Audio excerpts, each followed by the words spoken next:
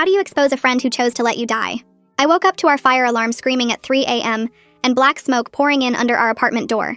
My chest was already tightening because I have severe asthma that becomes life-threatening within 5 minutes. My best friend since middle school, Jenny, was already up and yanking open her closet. "Fire!" she shouted, pulling out this small red bag with 2 oxygen masks inside. She strapped one mask over her face, and I lifted my head expecting her to put the other onto me. Instead, she handed the second mask to the random guy she'd brought home from the bar last night. I watched in complete shock as they both adjusted their masks while the smoke got thicker around us. "Jenny," I wheezed, already feeling my airways closing up. "I can't breathe without one of those." She looked right through me like I wasn't even there, staring at something else. That's when she noticed our elderly neighbor's door hanging wide open across the hall. "Wait here," Jenny told the guy, and disappeared into the elderly lady's dark apartment, while I dropped to my knees in the hallway. The smoke was supposed to be lighter near the floor, but even down there my lungs felt like they were being crushed.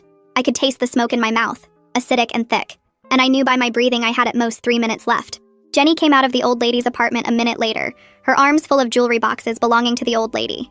She literally stepped over me like I was a piece of trash on the ground, not her best friend dying right in front of her. My lips were tingling and numb now, which happens when you're not getting enough oxygen to your brain, and I remembered from my last ER visit that this meant I had 2 minutes before I passed out. "Jenny," I tried to say, but it came out as a rattling wheeze. "Shouldn't we help her?" the guy asked her, pointing at me while I tried to crawl toward the stairs. "She looks really bad." Jenny turned back and actually looked at me for the first time. That's when she did what by this point I never expected. She actually rushed over and started reaching her hand down to mine. My eyes burst open with gratitude. I started thinking maybe I could still live. I stretched my hand out to meet hers, looking at her with tears in my eyes. "Thank you," I weakly said, but my words were interrupted. Her boot knocked my hand back down to the floor.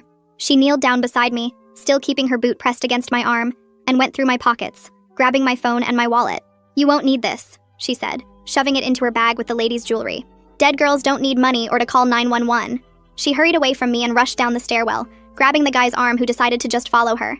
I remember I started silently sobbing, my tears rolling but with not enough oxygen in my lungs to make a sound. I collapsed flat on my stomach. The floor was so hot my flesh was basically sizzling, and I started hoping I would just pass out and die that way so I wouldn't have to feel the pain of burning alive. To pour salt in the wound, I could hear Jenny down in the stairwell telling someone, "There's nobody else up there." I checked every hallway. Hearing that actually awakened something inside me. Despite the blisters now forming on my skin, I gathered every bit of strength I had left and started banging on the floor with my fist, hoping somehow someone would hear it and recognize me.